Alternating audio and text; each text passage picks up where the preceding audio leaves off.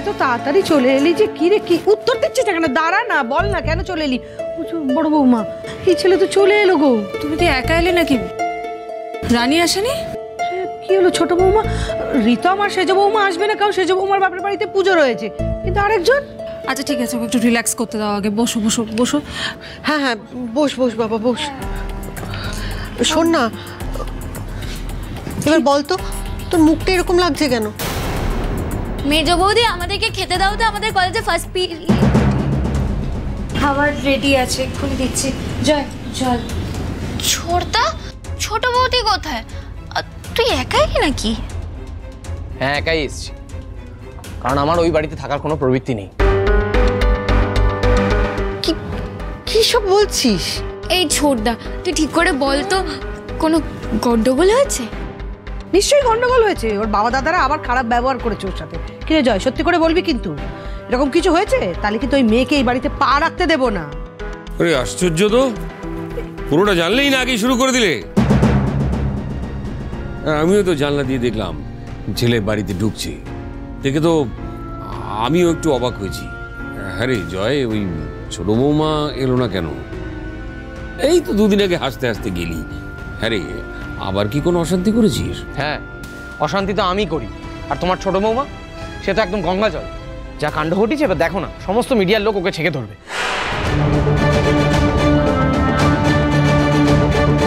বাবা, মা, এই দেখো ডিজিটাল মিডিয়া রানীর ইন্টারভিউ দেখাচ্ছে। আরে জয়, তুই কখন এলি? ও এক্ষুনি এসছে। কি ইন্টারভিউ? আমাকে দেখা। আমাকে দে। সব দেখুন, আমরা মানুষ হিসেবে মানুষের পাশে থাকার চেষ্টা করেছি। JM গোল্ড লোন কোম্পানি মানুষের গয়নাগুলো নিয়ে পালাচ্ছিল। আমরা নবচেতনারা অপরাধীদের হাতে হাতে ধরেছি, আর গয়নাগুলো উদ্ধার হয়েছে। এই নবচেতনা গ্রুপের ব্যাপারে যদি একটু কিছু বলেন। অন্যায়ের প্রতিবাদ করার জন্য আমাদের এই সংগঠনটা তৈরি করা হয়েছে, সাধারণ মানুষের হিতার্থে নবচেতনার জন্য। আমরা সবসময় মানুষকে ন্যায় পাইয়ে দেওয়ার চেষ্টা করেছি, অন্যায়ের সাথে কোনোদিনও আপোষ করিনি। কি সব বলছে এই মেয়ে? দাঁড়াও দাঁড়াও, একটু চুপ করো, শুনতে দাও। বাকি কথা আমাদের হয়ে সাধারণ মানুষই বলবে। আমাদের রানী আমাদের কাছে দেবী। ওই ছেলে মেয়েগুলো না থাকলে আজ কি যে ক্ষতি হতো সেটা আমরাই জানি। আজ রানী আমাদেরকে বাঁচিয়েছে, রানী না থাকলে আজ আমরা সর্বশান্ত হয়ে যেতাম। আচ্ছা, আপনি তো প্রেগনেন্ট, এই প্রেগনেন্সি অবস্থায় এত রিস্কি কাজ কি করে করলেন? আপনি তো চোটও পেতে পারতেন। সত্যি বাবা, এই অবস্থায় ওর ডাকাত ধরতে বেরিয়ে গিয়েছিল। এই জন্যই তুই রেগে গেছিস না জয়? বল। উফ,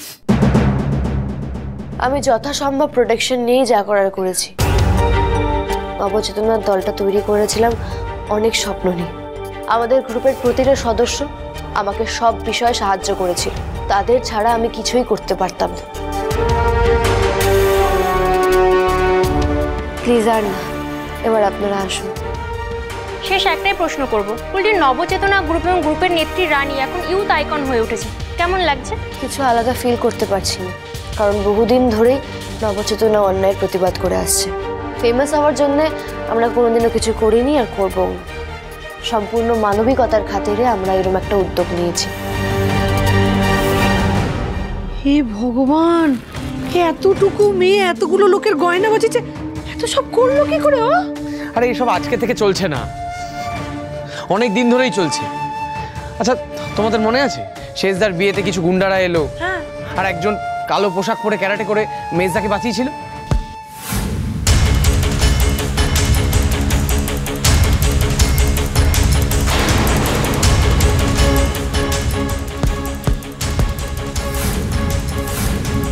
ওই ঘটনা কি আর ভোলা যায়?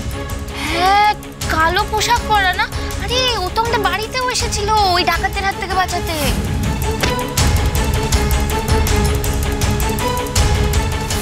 এক্স্যাক্টলি, কোনো কথা বলছিল না, মনে আছে? ইশারায় শুধু ডাকাতের হাত বাঁধতে বলেছিল। হ্যাঁ হ্যাঁ, জেঠুমনিও আমাদের বাড়ি থেকে কালো পোশাক উদ্ধার করেছিল, মনে পড়ে? কারণ ওটা রানীর, আর এই সব রানীরই কীর্তি।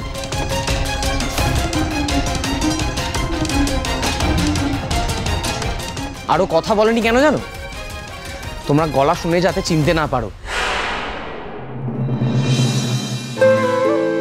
রানী, এই খাবারটা ব্যাগের মধ্যে দিয়ে দিলাম, মনে করে কিন্তু খেয়ে নিবি।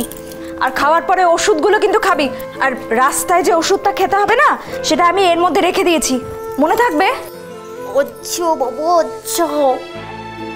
আচ্ছা শোন, তোর সঙ্গে দুর্জয়ের কথা হয়েছে? না, হয়নি। আর ওকে এখন ফোন করে লাভও নেই। ওনাকে সামনাসামনি গিয়ে কান ধরে সুন্দরভাবে সরি বলতে হবে।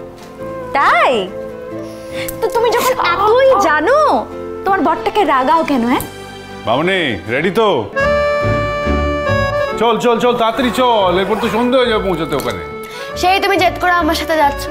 ও, তোমাকে তো বললাম আমি একা যেতে পারবো, তোমায় যেতে হবে না। আর ড্রাইভার দাদা তো আছে, তুমি খামোখা অত দূর গিয়ে আবার ফিরে আসবে। হ্যাঁ তো, আমি কি কলকাতা কখনো আপ ডাউন করিনি? আর শোনো, বাবাকে এত তাড়াতাড়ি বুড়ো বানিয়ে দিও না তুমি। চুপ করো তুমি। তুমি ভুলে যাচ্ছ তুমি এতগুলো ওষুধ খাও দিনে। আর তার মধ্যে তোমাকে বললাম যে ওই বাড়িতে রাতে থেকো, সেটাও তো শুনবে না। বড় বৌদি তুমিই বলো, অতটা দূর গিয়ে যদি এখন শরীর খারাপ করে, তখন দাদারা তো আমাকেই খারাপ ভাববে।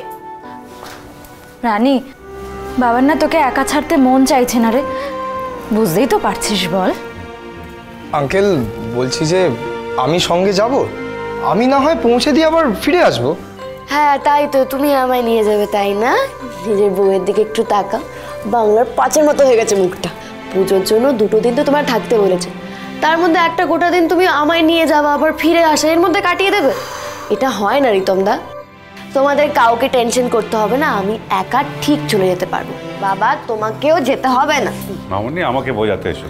দুর্জয় তোমার দায়িত্ব দিয়ে গেছে আমার উপরে, তাই আমি তোমাকে একা ছাড়বো না, আমি যাব তোমার সঙ্গে। ঠিক আছে, এখন নিচে এসো, আমি ড্রাইভারকে পাঠাচ্ছি, ও লাগেজ নিয়ে যাবে।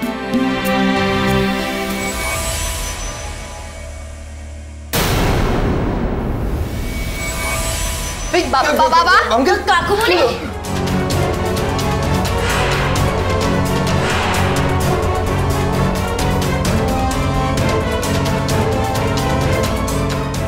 কাল নিশ্চয়ই বাবা প্রেশারের ওষুধটা খেতে ভুলে গেছিলেন। আর এত টেনশনের মধ্যে আমিও তো বলতে ভুলে গেছি। বড় বৌদি তাদের ওষুধটা নিয়ে এসো। নিয়ে এসো।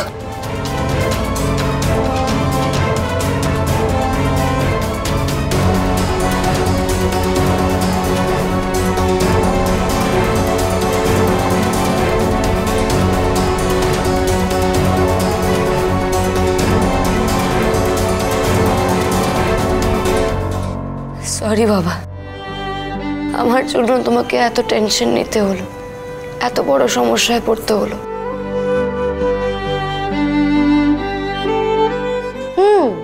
তা তো সমস্যা হয়েইছে, পাড়ার লোকেরাও ইনফ্যাক্ট এটা নিয়ে বলা বলি করছে। কিন্তু রানী, আর যে যাই বলুক না কেন, আমি তোর কাছে সারা জীবন কৃতজ্ঞ থাকব। তুই যেভাবে আমাদের পাশে দাঁড়ালি, যেভাবে আমাদের গয়নাগুলো বাঁচালি, নাহলে ওই চোরগুলো তো মায়ের গয়নাগুলো নিয়ে জাস্ট পালিয়ে যেত।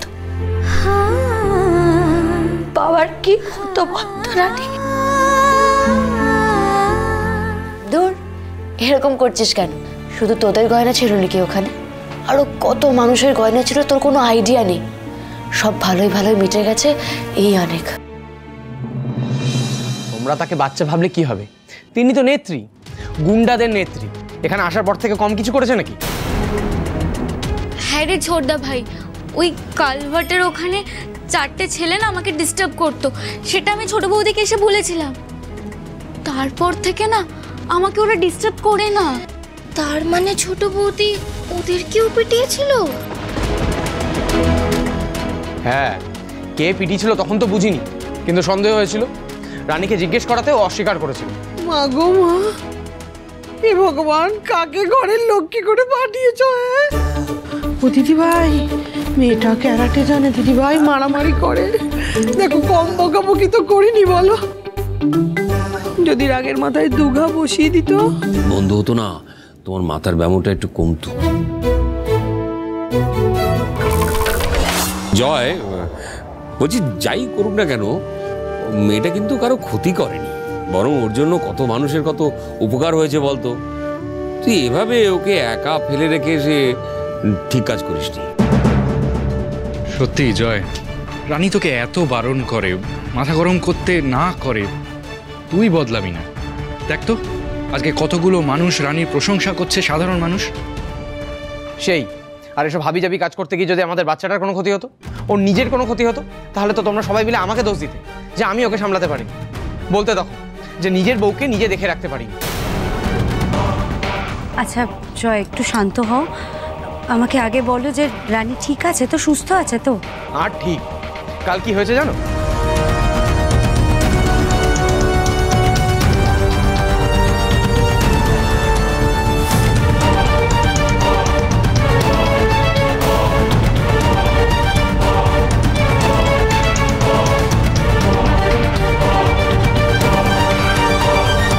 তাহলে বুঝতে পারছো কতটা সাহস? সত্যিই সাংঘাতিক ব্যাপার। একটু এদিক থেকে ওদিক যদি হয়ে যেত। এই তো আচ্ছা জ্বালা, এই ছোট বৌমাকে তাহলে নিয়ে আসবে কে? নিয়ে আসার তো দরকার নেই। ওর যখন আসার ইচ্ছে হবে ওদের বাড়ি থেকে কেউ না কেউ এসে দিয়ে যাবে, অথবা ওখানেই থাক কিছুদিন। খুব বড় দলনেত্রী তো, সামলাক, দল সামলাক। এই হলো আমার মনের মতো কথা। খুব বর বেড়েছে না, থাকুক ওখানে। ও দিদি ভাই, পেটে বাচ্চা নিয়ে এসব করতে গেছে, যদি একটা লাথি লেগে যেত। এই হচ্ছে তোমার আর তোমার ছোট ছেলের সমস্যা। তোমরা শুধু নিজের ভালোটা বোঝো, ছোট বৌমার মতো অন্যের সমস্যাটা বোঝো না। তোমাদের ধারণা ওর বাচ্চার ভালো শুধু তোমরাই বোঝো, ও বোঝে না।